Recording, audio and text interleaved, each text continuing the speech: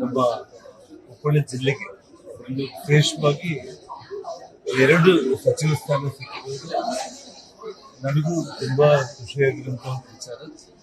ಮತ್ತು ಕೊಪ್ಪಳ ಜಿಲ್ಲೆ ಸಮಗ್ರ ಅಭಿವೃದ್ಧಿಗೆ ಅದರಲ್ಲಿ ವಿಶೇಷವಾಗಿ ಗಂಗಾವತಿ ಕನಸಿನ ಗಂಗಾವತಿ ನಿರ್ಮಾಣ ಮಾಡೋದಕ್ಕೆ ಇಬ್ಬರು ಸಚಿವರು ಜೊತೆ ಆಗ್ತಾ ಇರೋದಂತ ವಿಶ್ವಾಸ ಕೂಡ ನನಗೆ.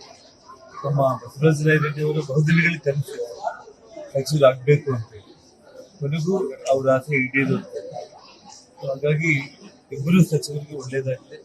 ಮತ್ತು ಯಾವುದೇ ಒಂದು ಬಹಳಷ್ಟು ಕಡಿಮೆ ಸಮಯ ಈ 1.5 ವರ್ಷದಲ್ಲಿ ದೃಢವಾದ ಹೆಜ್ಜೆಯನ್ನು ಹಾಕೋದ್ರ ಮೂಲಕ ಕೊಪ್ಪಳ ಜಿಲ್ಲೆ ನಮ್ಮ ಇಡೀ ಕರ್ನಾಟಕದಲ್ಲಿ ಯಾವ ಜಿಲ್ಲೆಗೆ ಕೂಡ ಕಡಿಮೆ ಆಗಿಲ್ಲ ಅನ್ನುವಂಥ ರೀತಿಯಲ್ಲಿ ಅಭಿವೃದ್ಧಿ ಮಾಡಲಿಕ್ಕೆ ಇಬ್ಬರು ಸಚಿವರು ಸಹಕಾರಿಯಾಗಿದೆ ಅಂತ ಹೇಳಿ ತಮ್ಮ ಮೂಲಕ. ಸರ್, ರಾಯಚೂರು ಕೊಟ್ಟಿಲ್ಲ, ಗದಗ ಕೊಟ್ಟಿಲ್ಲ, ವಿಜಯನಗರ ಕೊಟ್ಟಿಲ್ಲ, ಹೀಗೆ ಸುಮಾರು 5 ರಿಂದ 6 ಜಿಲ್ಲೆಗಳಲ್ಲಿ ಸಚಿವ ಸ್ಥಾನ ಕೊಟ್ಟಿಲ್ಲ.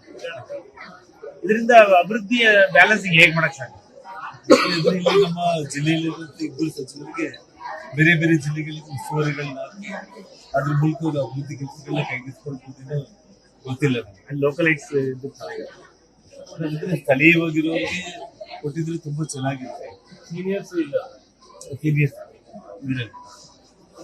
ಅಂದ್ರೆ ಅವರ ಯೋಚನೆಗಳು ಹೇಗಿರುತ್ತೆ ಅನ್ನೋದು ಗೊತ್ತಿಲ್ಲ.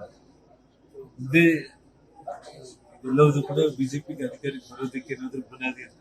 ಸರ್, ನಾಗೇಂದ್ರ ಕೊಟ್ಟಿದ್ದಾರೆ ಸರ್, ಬಳ್ಳಾರಿಯಲ್ಲಿ ನಾಗೇಂದ್ರ ಕೊಟ್ಟಿಲ್ಲ. ಅದು ಬಹಳ ಒಂದು ಅದು ಸ್ವಾಗತ ಮಾಡುವಂತ ವಿಚಾರನ ಅಲ್ಲನ ಅಂತಂದ್ರೆ ಅದು ನನ್ನ ಬಳ್ಳಾರಿ ಜಿಲ್ಲೆ ಜನರಿಗೆ ಬಿಟ್ಬಿಡ್ಬೇಕು. ನ್ಯೂಸ್ ಫಸ್ಟ್ ನಿರ್ಭೀತಿಯಿಂದ ನಿಮ್ಮ ಪರವಾಗಿ.